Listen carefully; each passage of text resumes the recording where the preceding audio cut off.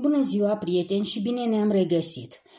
Să vedem ce o să ne zică cafeluța noastră astăzi. Ce văd eu aici? În primul rând, dumneavoastră veți avea o adunare cu multă bucurie. Oameni pe care îi iubiți și care vă iubesc vă vor intra în casă.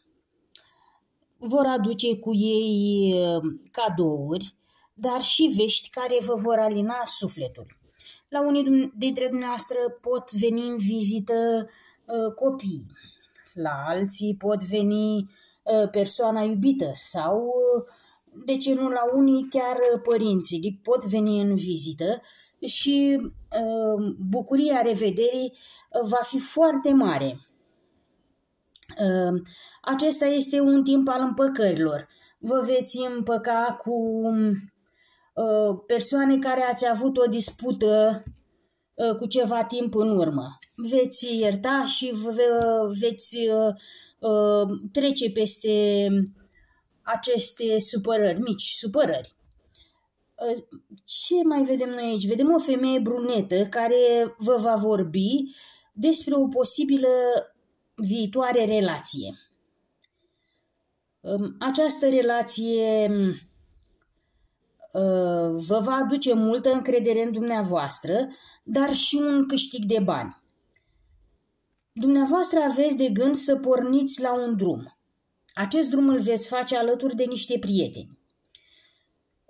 Atunci veți discuta despre diverse lucruri, dar veți profita de momentul acela și vă veți prezenta țelurile, proiectele pe care dumneavoastră le aveți pentru viitor.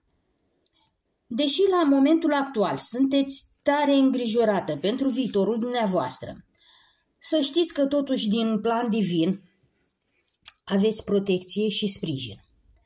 Să vă realizați tot ceea ce vă doriți. De dumneavoastră depinde ce veți face în continuare. Trebuie să nu vă pierdeți ambiția, deși la momentul acesta sunteți așa în dubii, dar trebuie să nu vă pierdeți ambiția și să vă înconjurați cu oameni care până acum și-au arătat devotamentul față de dumneavoastră. Căluțul de aici simbolizează, de fapt vă avertizează într-un fel că trebuie să vă feriți de intrigi.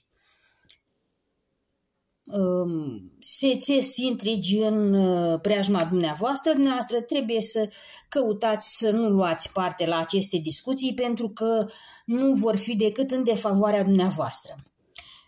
Aici văd numărul 11, care poate fi vibrația zilei de azi. Știm că numărul 11 este un număr maestru, este un număr cu o vibrație foarte puternică. Această vibrație vă va ajuta să aveți idei creatoare și să atingeți la maximum potențialul pe care îl aveți. Astăzi este bine să studiați, să vă faceți planuri de viitor, să atingeți într-un fel perfecțiunea. Vă place ca să nu lăsați lucrurile la voia întâmplării și bine faceți. Astăzi puteți să vă faceți plan pentru viitorul imediat apropiat, dar și pentru viitorul mai îndepărtat. Dacă aveți în numele dumneavoastră sau în cifra de destin numărul 11, să știți că sunteți un om cu o strălucire deosebită. Sunteți un om iubit de Dumnezeu. Dar tot numărul 11 care apare aici ne avertizează că, într-un fel, trebuie să învățăm să alegem între bine și rău. Dacă sunteți o persoană egoistă și căutați numai calea plăcerilor personale, să știți că riscați să îi îndepărtați pe cei din preajmă. Dar dacă sunteți o persoană altruistă, cu iubire de Dumnezeu, veți fi un om înțelept, deschizător de drumuri. Deci depinde de fiecare această cale pe care și-o alege.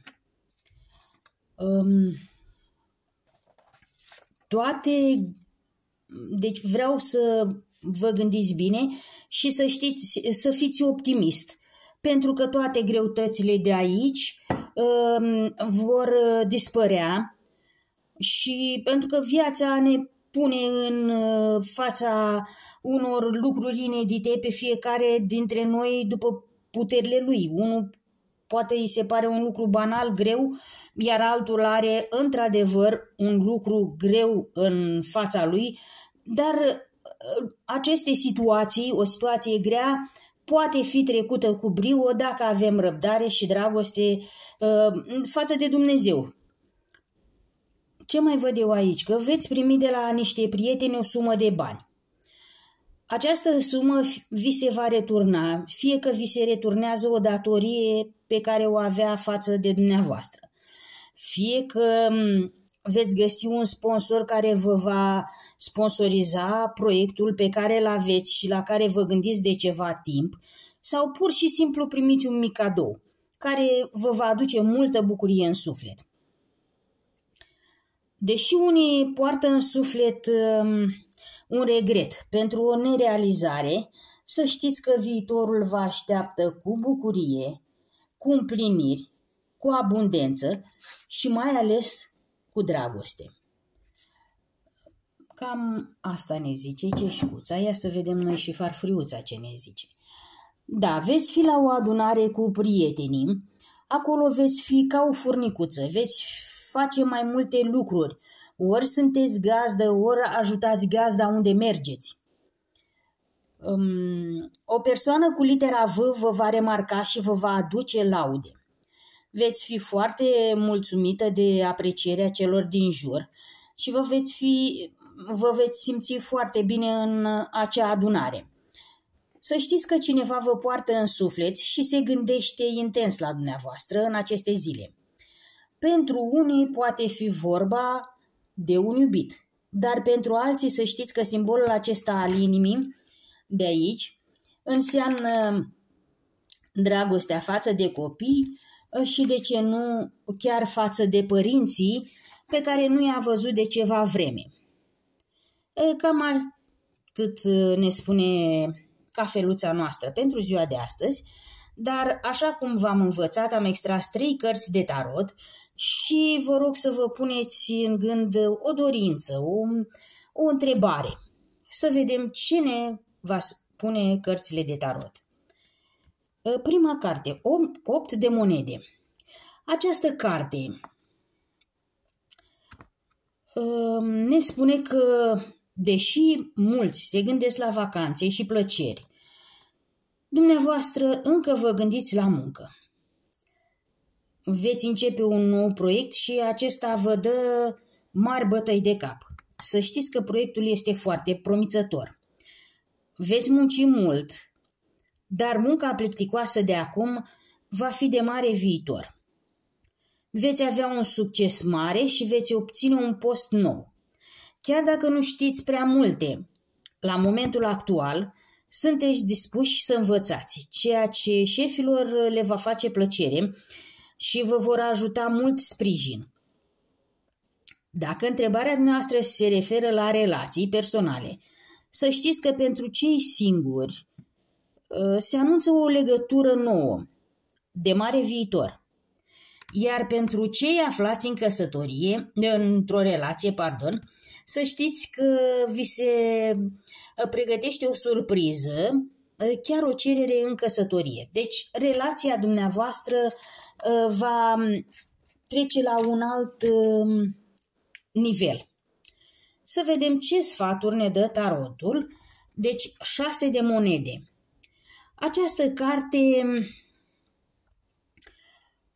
spune că să vă alocați destul timp proiectului dumneavoastră, să vă înarmați cu răbdare și lucrurile bune nu vor întârzia să apară.